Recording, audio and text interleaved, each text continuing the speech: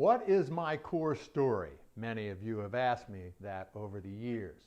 What gives me the right to stand up in front of you and coach you today and tell you how you can have an extraordinary quality of life?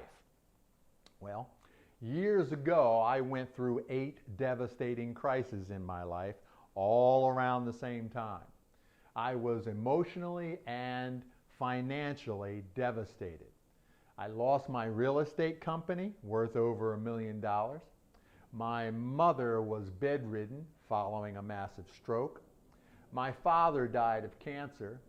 Lawyers were trying to take my family home, worth more than $200,000. Now, that might not sound like a lot in today's pricey real estate market, but that house was all my mother and father left. But that's not all. I owed the IRS, along with other creditors, more than $20,000. I was jobless, and I had no choice but to declare bankruptcy.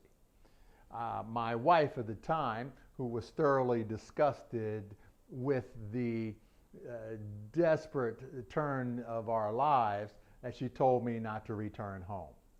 I lost my dad, my company, and my mom was gravely ill, and my wife told me not to come back.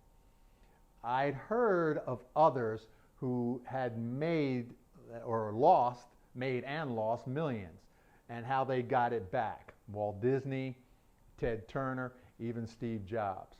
Why not me? Then my thoughts started to play games with me, as they had for most of my life. Those people are extraordinary. They are smarter than I was. They had more willpower. They had better ideas. I can't do it. They had more people to help them. I don't have anybody.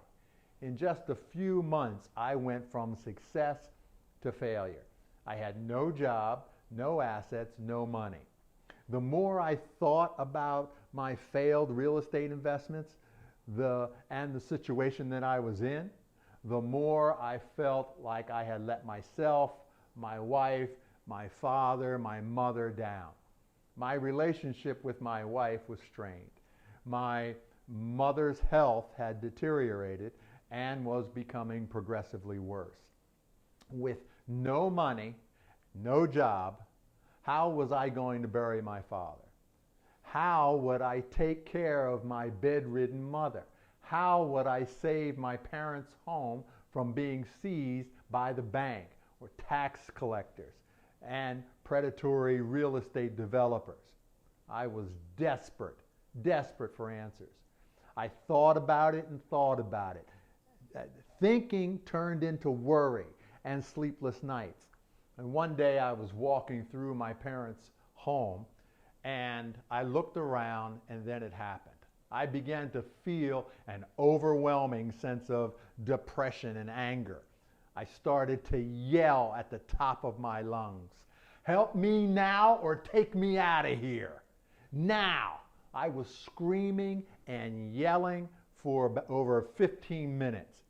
My bedridden mother was in the next room, and I could hear her making noises, maybe trying to get me to come to tell her what was wrong. But at that point, I didn't care. I kept yelling over and over again. No cancer, no car accident, help me now or take me out of here. So my mother must have thought I was losing my mind. I dropped to the floor, all 6 foot 1 inch of me, and I was lying in a pool of perspiration and saliva. I was completely crazed. I need help, I kept saying. I need money now. What do I do? So, then I just suddenly, the phone rang, and I crawled over and picked it up. I answered it, and it was my aunt. And she said, "If you need money to take care of your mother and bury your father, You have to sell your parents' furniture. You have to call some people. And I said, I have to do something?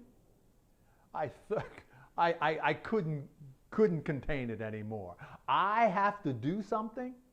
I have to move? I decided I would get up off the floor or die. So I slowly got up off the floor and started moving. I was literally engaging in a new level of energy that was multiplying internally. I realized that in my despair, I did something that most people do not do. I stopped thinking about what to do or what action to take. And once it was clear to me that I was simply wallowing in emotions and going over my situation again and again and again in my head, I started to move. Here's what I did. I got up off the floor.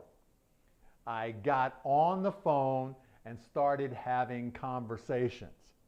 I made deals and I sold furniture to raise money. I found a lawyer who would work with me under deferred payment arrangements. I arranged to put my mother in a nursing home where she would get better care. I returned to New York determined to find my way into a new career. I decided to take control of my relationships. I now realize that a series of life-changing decisions began when I got up off that floor and began taking physical actions towards a better future. Physical communication technology consists of three things: moving your energy with emotional intensity, saying your goals out loud, and learning the importance of words, focusing on what you're good at doing. While I was thinking and rethinking, nothing was happening. But when I started to move my energy, it made all the difference. Move before you think in many cases. Many people spend too much time thinking and not enough time doing, taking action. In my case, what you must do already, it's already occurred to you in your mind. Researching for the perfect way in which to do it. The roadmap doesn't work. So ironically, I had learned about applied energy years before, but I didn't fully understand just what it was telling me and how powerful it could be in other situations. Moving first may have the results of taking you in a direction that will later require change and refocus. I encourage you to move your energy first, not to spend too much time pondering what move is best or searching for a rationale, but because you've got to move right away. How your body can serve as a power plant, giving you the natural power to do projects and to research your goals and to do your goals. Physical communication technology is the way in which to go. With me, after I did this, something happened. I got the strength to take small steps. I began to figure out how I could regain my footing. I began to slowly practice little-known techniques that give me energy and confidence and puts me back on the path of abundance. Today, I'm a tenured lecturer at a well-regarded college in New York. I'm an author of books and learning programs, and I run one of the most talked about success conferences and on achievement in New York City. I also coach professionals on techniques that I discovered in order to assist them in creating an extraordinary quality of life, and have seen them achieve impressive results fast. Now, many people ask me how I did it. Well, I also wrote a CD called Successful People Move Differently, describing the process that I call physical communication technology. And I'm going to share that process with you. Now, I'm not selling anything. Not selling anything. No course, nothing. I am only telling you my story. Physical communication technology. It's a process rooted in using our physical bodies and intent energy to communicate ideas, break through barriers, and accelerate achievement. By using physical communication technology, you become confident and persuasive, and you see results immediately. Now, for years, I was obsessed with one question. What is it that makes some people attract the things that they want faster and others not so much? And I learned that the key to change a person's life is to get physical.